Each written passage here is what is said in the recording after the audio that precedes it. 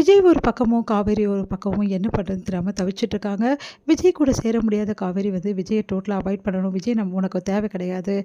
Divorce பண்ணிடு, தாலிய கழட்டிடு அப்படின்லாம் சொல்லி வீட்ல வந்து அவங்க வீட்ல வந்து பிரச்சனை பண்ணிட்டுருக்காங்க. இன்னொரு பக்கம் வந்து விஜய் எப்படியாவது காவேரியை வந்து விட்டு விட்டு ஒழிக்கணும். இதுக்கப்புறம் விஜய்க்கு வந்து காவேரிக்கும் எந்த சம்மந்தமும் இருக்கக்கூடாது. அதனால நம்ம வந்து விஜய்க்கும் காவேரிக்கும் வந்து டைவர்ஸ்க்கான ஏற்பாடு எல்லாத்தையும் பண்ணணும் அப்படின்னு சொல்லிட்டு அவங்க பாட்டியும் வந்து அவங்க சித்தியும் ஏற்பாடு பண்ணிட்டுருக்காங்க. இந்த சூழ்நிலை விஜய் வந்து ஒன்றுமே புரியாமல் யோசிக்கிறாரு. காவேரி வந்து பார்க்கணும், காவேரி கிட்ட பேசணும் அப்படின்னு சொல்லிட்டு நிறைய ட்ரை பண்ணுறாரு. ஆனால் காவேரி தொடர்ந்து அவாய்ட் பண்ணிட்டுருக்காங்க. இந்த சூழ்நிலை விஜய் என்ன பண்ண தவிச்சிட்டு இருக்கும்போது நிவினை சந்திக்கிறார் விஜய். அப்போ நிவின் வந்து வேறு வழி இல்லாமல் எல்லா விஷயத்தையும் வந்து விஜய் கிட்ட சொல்கிறாரு. இந்த மாதிரி உங்கள் வீட்டில் தான் எல்லாமே வந்து பண்ணியிருக்காங்க. எல்லாத்துக்கும் காரணம் உங்கள் வீட்டில் உள்ளவங்க தான்.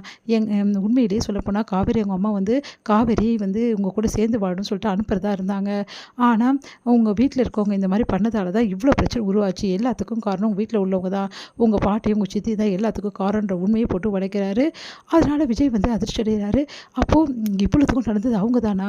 இவ்வளோ நாள் நான் காவேரி பிரியறதுக்கு காரணம் இது தானா? அப்படின்னு சொல்லிட்டு மனசு கஷ்டப்படுறாரு விஜய். இங்கே பாருங்கள் விஜய், நீங்கள் இப்போ போயிட்டு வந்து வீட்டில் பிரச்சனை பண்ணிங்கன்னா கண்டிப்பாக எல்லாரும் சேர்ந்து காவேரி தான் குறை சொல்லுவாங்க.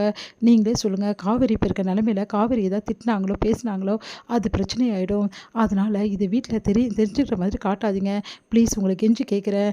இதனால் காவேரிக்கும் மனசு கஷ்டமாயிடும்ல அப்படின்னோடனே, சரிங்க பிரதர், உண்மையிலே சொல்கிறேனே, இந்த விஷயத்த இவ்வளோ நாள் நான் குழம்பியிருந்தேன். என்ன காரணம்னு தெரியாமல் குழம்பியிருந்தேன். காவேரி அவங்க அம்மாக்காக தான் இதெல்லாம் பண்ணிகிட்ருக்கான்னு நினச்சிட்டு இருந்தேன்.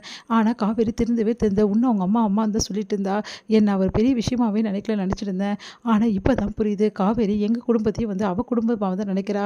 அவங்க சொன்னதையும் வந்து பெரிய வாக்காக எடுத்துகிட்டு இந்த மாதிரி பண்ணியிருக்கா. உண்மையிலே காவேரி கிடைக்க நான் கொடுத்து வச்சுருக்கணும். ஆமாம் பிரதர், நீங்கள் கொடுத்து வச்சுருக்கணும். இப்போது அது காவேரி பற்றி அவங்க வீட்டை பற்றி புரிஞ்சுக்குங்க.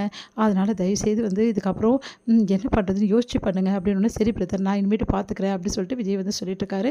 இங்கே வந்து விஜய் வந்து காவேரி தேடி போகிறாரு. காவேரி வந்து எத்தனை வாட்டி உங்ககிட்ட நான் சொல்கிறது, என்னை தேடி வராதிங்க, என்னை பார்க்க வராதிங்க, உங்களுக்கு எனக்கு எந்த சம்மந்தமும் வேணான்னு சொல்லிட்டு, அப்புறம் எதுக்காக விஜய் என்னை தேடி வரீங்க? நான் அவ்வளோ அவமானப்படுத்துகிறேன்ல, என்ன மாதிரி பொடாட்டி உங்களுக்கு எதுக்கு விஜய் அப்படி சொல்கிறாங்க. உடனே கையை பிடிக்கிறாரு. எனக்கு எல்லாமே தெரிஞ்சு போச்சு காவேரி அப்படின்னு ஒன்று அதிர்ச்சி அடைகிறாங்க. ஆமாம் காவேரி, நீ ஏன் விலகி நிற்கிற? எதனால் வந்து என்னை விட்டு பிரியணும்னு நினைக்கிறேன்? எல்லாமே எனக்கு தெரிஞ்சு போச்சு. எல்லாத்துக்கும் காரணம் என் பாட்டியும் என் சித்தியும் தானே அப்படின்னு பயங்கரமாக அதிர்ச்சி அடைகிறாங்க. உங்களுக்கு எப்படி அப்படின்னோடனே, எப்படியோ தெரிஞ்சு போச்சு, அதை விட ஆனால் இதுதானே காரணம் அப்படின்னோடனே, அதெல்லாம் ஒன்றும் காரணம் இல்லையே, என் அம்மா தான் காரணம். என் அம்மாவுக்கு பிடிக்கல, அதனால் உங்கள் உங்கள் உங்கள் பாட்டிலாம் வந்து என்கிட்ட பேசலை அப்படின்னாங்க. நான் உங்ககிட்ட கேட்டேன்னா என் பாட்டி வந்து பேசினாங்கன்னு சொல்லிட்டு என் பாட்டி காரணம்னு தான் சொன்னேன். நீயே உளறிட்ட காவேரி அப்படின்னோடனே அதிர்ச்சி அடைகிறாங்க. அது வந்துங்க, இல்லைங்க, அவங்க வந்து இந்த உலகத்தை விட்டு போகிறேன்னு சொல்லிட்டு சொல்கிறாங்க. நான் வந்தால் எப்படிங்க நான் வர முடியும்? அதனால தாங்க அப்படின்னோடனே அப்படியே காவேரியை கட்டிக்கிறாரு விஜய். சாரிடி, நான் உன்னை இவ்வளோ நாள் வந்து தப்பாக நினச்சிட்டேன், சாரிடி அப்படின்னோடனே, இதில் என்னங்க தப்பு இருக்குது? நீங்கள் நினச்சது கரெக்டு தானே, இவ்வளோ நாள் நான் அப்படி தானே இருந்தேன், என் அம்மா முக்கியம் தானே நான் இருந்தேன், உங்களை பற்றி நான் யோசிக்காம தானே இருந்தேன், அது நீங்கள் கரெக்டு தானே நான் நினச்சிட்டு இருந்தீங்க, இவ்வளோ நாள் நான் இப்படி நினச்சேன், இதுக்கப்புறம் மாறலாம்னு நினச்சேன், அதுவும் மாற முடியல, அதுதாங்க வித்தியாசம், பரவாயில்ல விஜய் விடுங்க அப்படின்றாங்க. சாரிடி, உன்னை எவ்வளோ காயப்பட்டிருப்ப, என்னை சேர முடியாமல் என் கூட வர முடியாமல் எவ்வளோ கஷ்டப்பட்டிருப்ப, இவ்வளோ தூரம் வந்து நடந்து கூட கடைசியில் வந்து இந்த மாதிரி ஆயிடுச்சே அப்படின்னு சொல்லிட்டு மனசு கஷ்டப்படுறாரு. சரி விஜய், பார்த்துக்கலாம் விடுங்க அப்படின்றாங்க.